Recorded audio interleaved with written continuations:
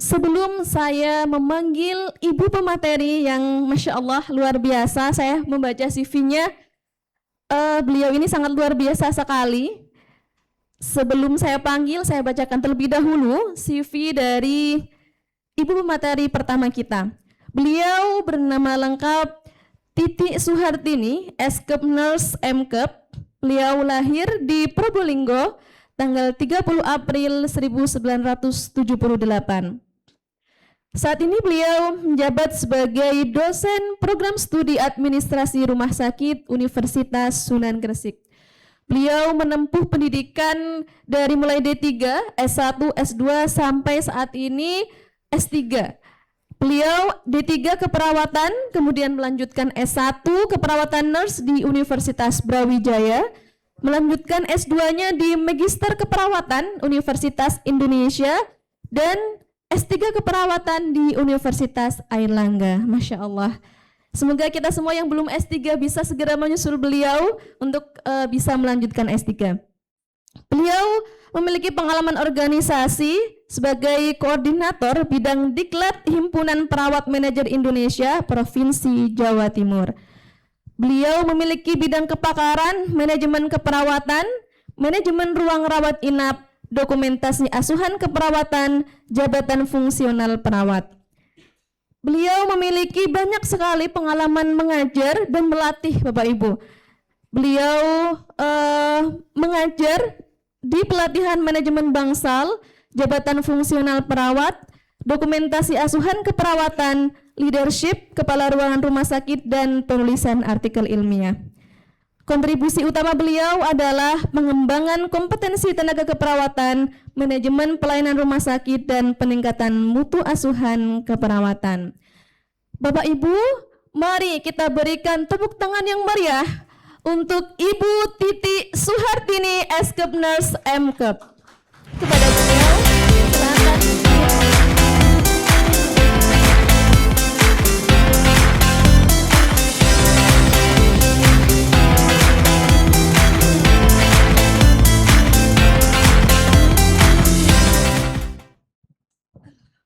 Alhamdulillah, Ibu Sugeng Rawuh.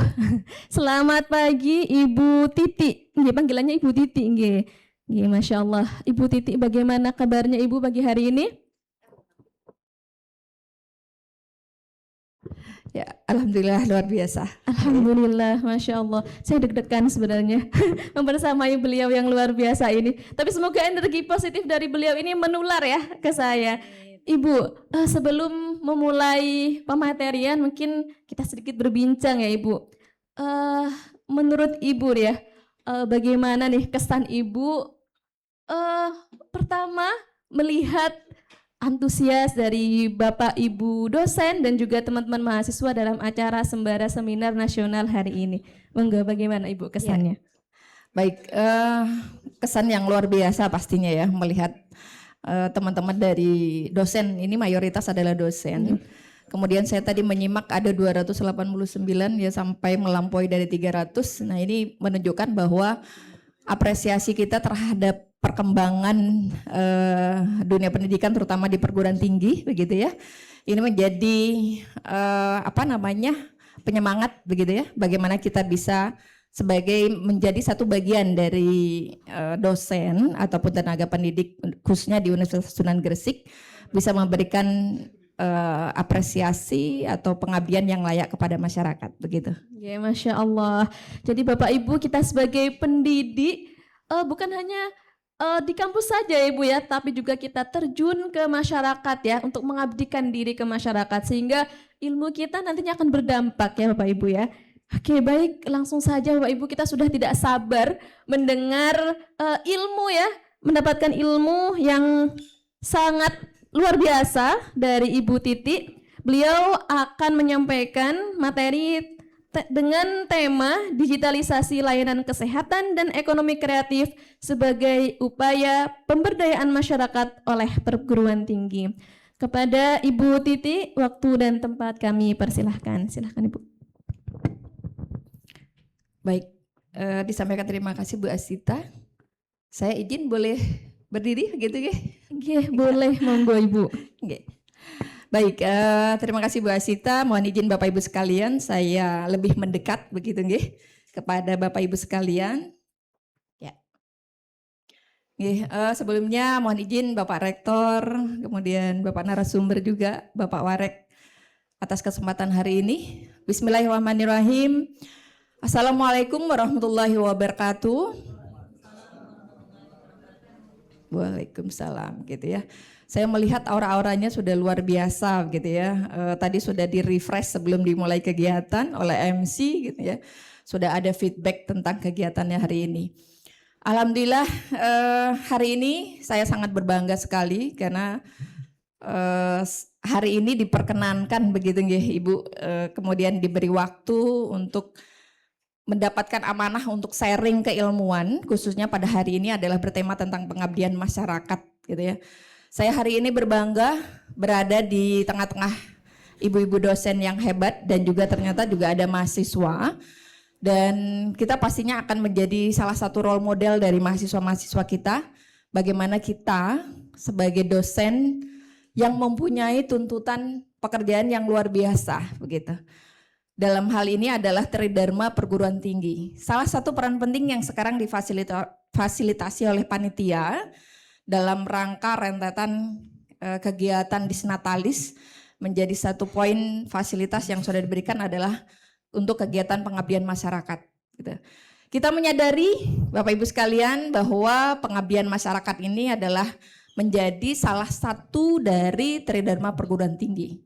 Mau tidak mau menjadi dosen gitu ya, tidak hanya sekedar aktivitas mengajar, tidak hanya sekedar lecture gitu ya, menghantarkan keilmuan kepada mahasiswa, tetapi bagaimana keilmuan itu kita lakukan dalam bentuk riset begitu, dalam bentuk penelitian.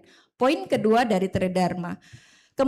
Kemudian aktualisasi dari penelitian itu adalah bentuknya adalah pengabdian yang pada hari ini akan kita sharingkan bersama bahwa ilmu yang kita miliki tidak hanya sekadar ilmu yang kita tahu gitu ya, yang kita pahami, tetapi bagaimana ilmu kita bisa berdampak kepada masyarakat luas yang tentunya dampak itu dirasakan berdasarkan dari kebutuhan dari masyarakat sendiri. Baik, pada hari ini berkesempatan untuk sharing, ini sharing Bapak Ibu ya, karena saya meskipun tadi disampaikan tanggal lahir begitu ya. Jadi tanggal lahirnya di skip gitu ya. Wah, di skip aja karena saya berada di tengah-tengah dosen-dosen muda gitu ya. Saya bekerja di Universitas Sunan Gresik ini mendapatkan aura semangat yang positif luar biasa gitu ya, meskipun saya sudah begitulah gitu ya. Pada hari ini berkesempatan kita sharing tentang, karena berdasarkan dari tema dari yang diusung oleh panitia di Sembara, izinkan saya untuk kita sharing hari ini adalah tentang digitalisasi layanan kesehatan. Perspektifnya kesehatan, tetapi pastinya meskipun di sini adalah perspektif kesehatan, tetapi bisa dikembangkan untuk profesi-profesi yang lain. Karena kita tahu di Universitas Sunan Gresik ini banyak sekali jurusan-jurusannya ya, itu yang menjadi hal yang luar biasa. Kemudian slide berikutnya. Nah ini Bapak Ibu sekalian, kita melihat tadi di awal pada saat sebelum dimulai acara kita sudah melihat secara bersama bahwa hal penting yang kita sharingkan hari ini adalah digitalisasi. Jadi bagaimana hal yang kita lakukan kemudian bisa berdampak kepada masyarakat yang sudah berbasis pada digitalisasi.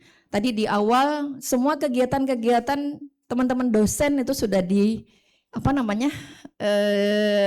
ada video kegiatan karena itu menjadi target luaran gitu ya. Itu hal yang harusnya kita berbangga.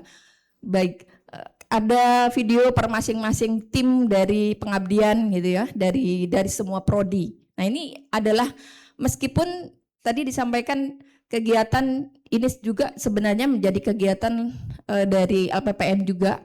Bagaimana apa yang kita lakukan tidak hanya sekedar diketahui oleh masyarakat setempat, tetapi juga diketahui oleh masyarakat secara luas khususnya. Karena ini juga menjadi branding gitu ya, branding institusi, bagaimana kita dikenal, institusi kita dikenal, kita sendiri dikenal, bahwa kita juga berdampak. Baik, sebelum masuk yang lain kita bisa berbangga untuk diri kita sendiri, kita utamakan untuk kita sendiri gitu ya.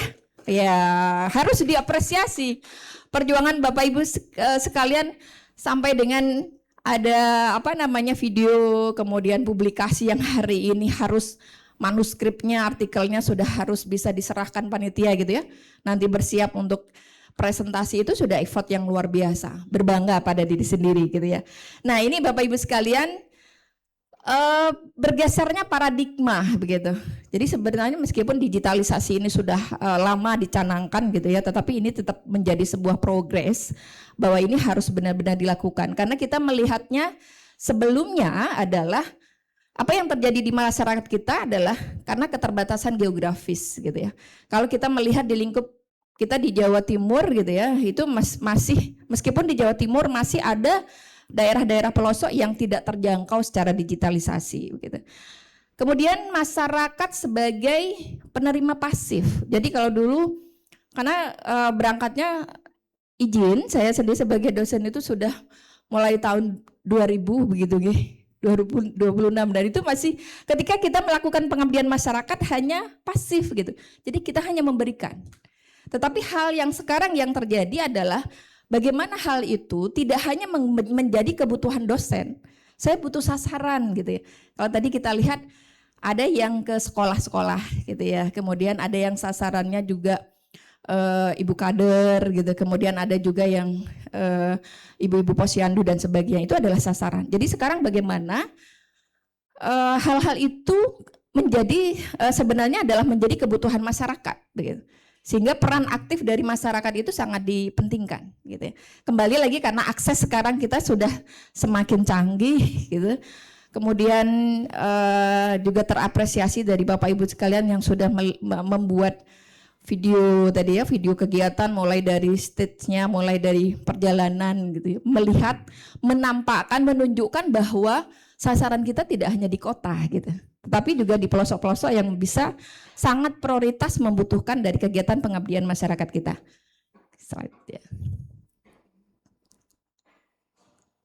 Baik. Nah, ini adalah sintesis kesehatan dan kesejahteraan. Kalau kita melihat dalam perspektif kesehatan. Dari masing-masing Bapak Ibu bisa melihat nanti, oh saya bidangnya adalah hukum misalkan. Oh saya nanti bidangnya adalah infokes misalkan. Nanti bisa kita kembangkan karena dari awal kita masuk di USG, kita dipersiapkan secara matang begitu ya, untuk bisa mempersiapkan diri sasaran siapa yang nanti akan dibutuhkan. Karena ini pemberdayaan yang kita inginkan adalah pemberdayaan yang simultan ini ya, ada transformasi masyarakat dari sehat secara fisik, cerdas secara digital dan mandiri secara finansial. Dan perlu kalau kita melihat dalam perspektif kesehatan, masyarakat kita pada saat ini masih ada mindset berbeda antara sakit dengan berpenyakit gitu. Jadi sebenarnya pasien itu sudah punya penyakit gitu, terdiagnosis. Tapi karena tidak muncul gejala sehingga merasa tidak sakit, sehingga merasa dia baik-baik saja. Sehingga ini pun yang menjadi sasaran penting kita, bagaimana kita bisa memberdayakan masyarakat dalam bentuk edukasi dan bagaimana mensinergiskan ekonomi kreatif ini sebagai poin penting kita gitu. Slide ya. Baik, kemudian ini yang kita lihat apa sih sebenarnya peran dari perguruan tinggi begitu. Terkaitan dengan kegiatan pengabdian masyarakat yang tanda kutipnya adalah harus benar-benar berdampak kepada masyarakat dan benar-benar menjadi sasaran kebutuhan gitu. Nah ini kita tahu sendiri bahwa hal yang paling dasar kita adalah edukator. Jadi bagaimana kita mengajarkan dari konsep empiris gitu ya, pengalaman yang ada, kemudian menggabungkan dalam bentuk literasi dari segi konseptualnya, kemudian bagaimana pada akhirnya kita mengembangkan dalam bentuk inovator, gitu, dalam bentuk riset. Sehingga hasil riset itulah yang nantinya akan dikembangkan dalam bentuk pengabdian. Karena tanda kutip tadi bahwa pengabdian masyarakat kita itu adalah memang harus benar-benar menjadi kebutuhan masyarakat, begitu. Bukan kebutuhan dari kita, gitu ya, sebagai tenaga pendidik atau sebagai tenaga dosen yang mempunyai peran tugas kewajiban begitu untuk melakukan pengabdian kepada masyarakat. Kemudian ada fasilitator Jadi ada pendampingan ya. Kalau tadi kita lihat di video itu ada yang lecture gitu ya, ada penyuluhan, kemudian ada yang bedside, kemudian menyampaikan secara one by one gitu ya, satu per orang kepada masyarakat, kemudian ada yang mengajarkan sesuatu. Ini adalah bentuk kegiatan yang dilakukan oleh dosen sebagai bagian dari perguruan tinggi. Nah, kemudian di sini juga ada eksekutor tridharma. Ya. Jadi eksekutor tridharma ini adalah bagaimana dalam 1 tahun ajaran, dalam 1 semester begitu, pengajaran kita lakukan, kemudian implementasinya adalah dalam bentuk riset gitu ya. Hasil risetnya adalah nanti kita wujudkan dalam bentuk pengabdian. Makanya kan kalau kita menyusun atau mengajukan penelitian dan pengapmas akan lebih relevan gitu ya, kebutuhannya adalah ketika bersinergi antara tema dari penelitian risetnya dengan pengabdian yang kita lakukan menjadi satu bagian. Baik. Slide. Ya. Baik, yang apa sebenarnya yang perlu dilakukan dalam ranah kita perguruan tinggi? Kalau kita mengevaluasi dari Bapak Ibu yang sudah lakukan, ini sudah luar biasa, sudah melakukan pengajaran, kemudian penelitian juga sudah dilakukan, kemudian pengabdian masyarakat pun juga sudah dilakukan. Nah, ini bentuk-bentuk yang memang sudah diimplementasikan oleh Bapak Ibu sekalian. Dan pastinya apa yang menjadi poin penting tema dari pengabdian masyarakatnya adalah dipilih dari data empiris atau data-data dasar sebelumnya yang sudah ada terhadap masyarakat sasaran kita atau mitra kita ya. Karena pastinya di dalam proposal kita gitu ya, standar awal kita melakukan itu adalah kita harus bisa melakukan assessment, melakukan pengkajian atau pendataan terhadap apa sih yang dibutuhkan mitra, apa yang terjadi dengan mitra begitu. Sehingga ini yang nanti akan menjadi poin penting dari permasalahannya. Baik itu dalam kesehatan ataupun kita melihat dalam perspektif ekonomi gitu. Ini apa yang harus dilakukan gitu. Misalkan ini masyarakat banyak yang kalau data di sini adalah banyak terjadi stunting misalkan di masyarakat kita apa yang bisa diberdayakan dari masyarakat gitu ya, sehingga masyarakat bisa mampu meningkatkan secara finansialnya juga. Satu, yang kedua dia bisa memanfaatkan kondisi alam gitu ya untuk meningkatkan taraf kesehatan. Mohon izin untuk melanjutkan kembali. Saya izin ke depan lagi. 10 menit ya Ibu ya. Baik. Langsung ke slide hilirisasi, Pak.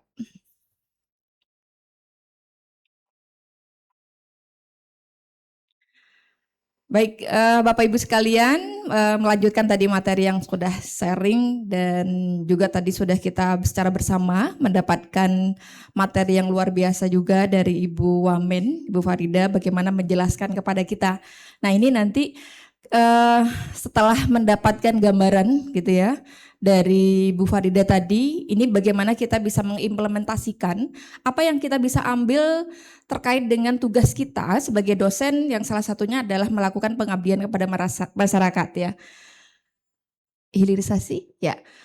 Jadi tadi ada 3 hal penting yang saya kutip dari apa yang disampaikan oleh Bu Farida tadi. Masyarakat kita dengan sudah ada koperasi di Merah Putih gitu ya, koperasi Merah Putih, koperasi Desa Merah Putih, kemudian di situ ada 3 hal penting yang menjadi kendala ya. Yang pertama adalah modal, kemudian yang kedua adalah teknologi, dan yang ketiga adalah SDM. Nah, bagaimana kita menghadirkan gitu ya, sebagai generasi muda, sebagai yang menghasilkan luaran generasi muda, bagaimana generasi muda lulusan dari Universitas Sunan Gresik ini bisa berkontribusi tadi terhadap hal yang sudah menjadi target pencanangan dari Koperasi Merah Putih tadi dalam perspektif kita di profesi kita masing-masing ya. Ada hal penting yang poin yang mungkin ini bisa berkontribusi ya, pastinya juga kalau yang saya contohkan di sini adalah berbasis kesehatan. Bapak Ibu sekalian bisa melihat dalam perspektif yang lain begitu. Pastinya dilihat dalam perspektif profesi masing-masing. Bagaimana keberadaan kita, misalkan saya adalah nurse gitu ya, saya adalah perawat misalkan. saya bisa berkontribusi terhadap 3 hal penting tadi, terhadap kebutuhan dari masyarakat tadi yang disampaikan oleh beliau.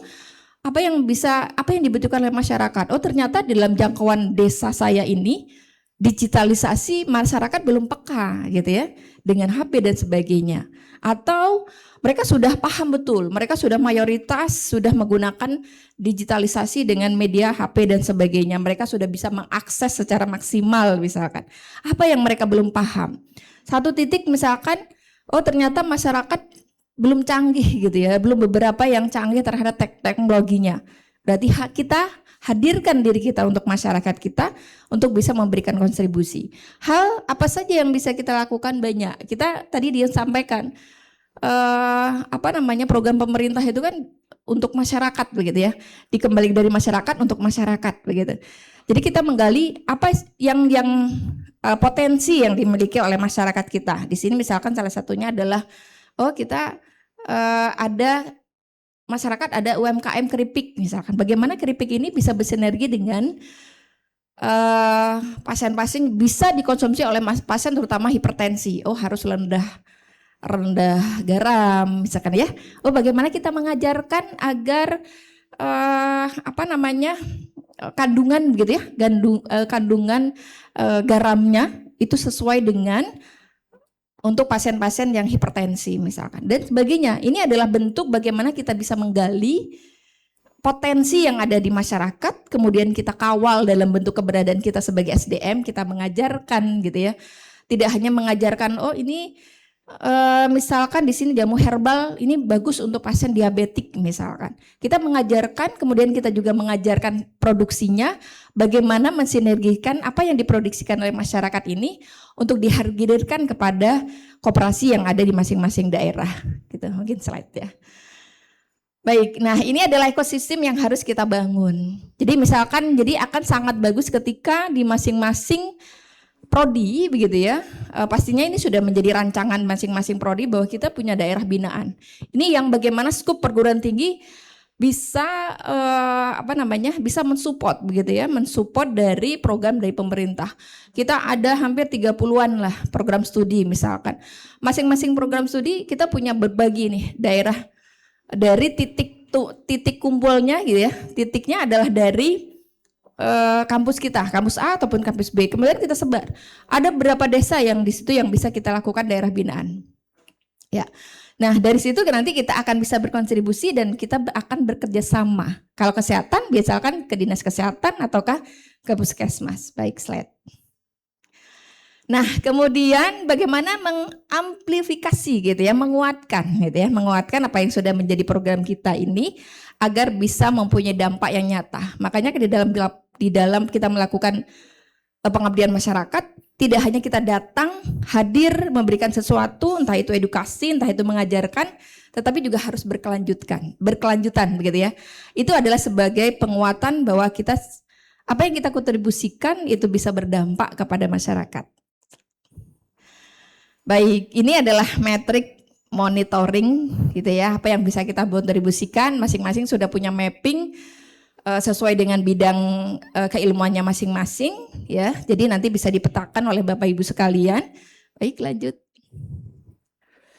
Ya, kemudian ini siklus desa sehat, digital dan kreatif ya. Nah, ini sebagaimana yang tadi saya sebutkan, kita paling tidak bisa mengeksplorasi apa yang bisa atau apa yang menjadi potensi dari masyarakat dan menjadi kebutuhan masyarakat, sehingga itu yang menjadi prioritas kita dalam melakukan, tentunya untuk melakukan pengabdian masyarakat. Baik, kemudian dilanjutkan lagi. Jadi apa yang kita lakukan ini harus berkesinambungan dan berkelanjutan begitu. Jadi tidak hanya kita sekarang kita melakukan di desa suci misalkan. Kemudian tahun depan kita sudah bergeser lagi gitu.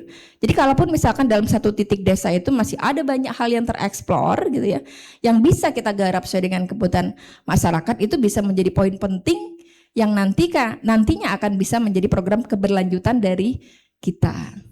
Baik, ya. Baik, bisa dilanjutkan. Ini sinergi antara perguruan tinggi, kemudian pemerintah gitu ya. Kemudian juga masyarakat ya, yang paling akan merasakan dampak dari apa yang kita lakukan dalam bentuk pengabdian masyarakat. Lah, ini adalah closing ini terakhir gitu ya. Mewujudkan desa sehat, digital dan kreatif gitu ya. Sehat kalau dalam perspektif kesehatan. Jadi ketika pasien dalam kondisi masyarakat dalam kondisi sakit ya, bagaimana sakitnya itu berpenyakit ya, bagaimana penyakitnya itu tidak sampai menimbulkan sebuah gejala yang signifikan gitu ya. Dan masih bisa masyarakat masih bisa diberdayakan sesuai dengan potensi yang ada di masing-masing masyarakat. Itu mungkin Bu yang bisa saya sharing hari ini. Lalu tadi yang disampaikan oleh Bu Farida, apa yang kita dapatkan hari ini gitu ya. Tadi sudah sharing dari Bu Farida, kemudian ada beberapa juga poin penting yang akan menjadi clue kita bagaimana kita ke depannya bisa menjadi dosen-dosen yang profesional, kemudian mahasiswa-mahasiswa yang profesional juga yang pastinya juga akan berkontribusi terhadap masyarakat kita. Dan apa yang bisa kita lakukan ya buktikan bahwa kita bisa melakukan untuk masyarakat kita. Demikian, terima kasih Ibu, saya akhiri. Wassalamualaikum warahmatullahi wabarakatuh. Waalaikumsalam warahmatullahi wabarakatuh. Beri tepuk tangan dulu untuk Bu Titi. Masya Allah, daging sekali ya materinya Ibu Titi. Setelah saya simpulkan dari apa yang disampaikan oleh Bu Titi, penelitian dan pengabdian ini harus sejalan Bapak Ibu ya. Jadi apa yang kita teliti kemudian kita berikan kepada masyarakat, dan tentunya pengabdian kita bukan sesuai dengan kebutuhan kita sebagai dosen, tetapi kebutuhan masyarakat. Sehingga dengan pengabdian sesuai dengan kebutuhan masyarakat, masyarakat akan menjadi masyarakat yang berdaya dan berkualitas. Masya Allah. Oke, baik Bu Titi, karena waktunya terbatas nggih, jadi saya ucapkan terima kasih sebanyak-banyaknya atas ilmu dan sharing yang diberikan oleh Ibu. Sementara sebelum tanya jawab, Ibu bisa kembali terlebih dahulu di kursi tunggu nggih. Nanti setelah pemateri berikutnya nanti kami berikan sesi tanya jawab. Dan nanti jenengan bisa menjawab kalau ada pertanyaan untuk jenengan. Terima kasih Bu Titi sekali lagi. Monggo bisa ditunggu nggih.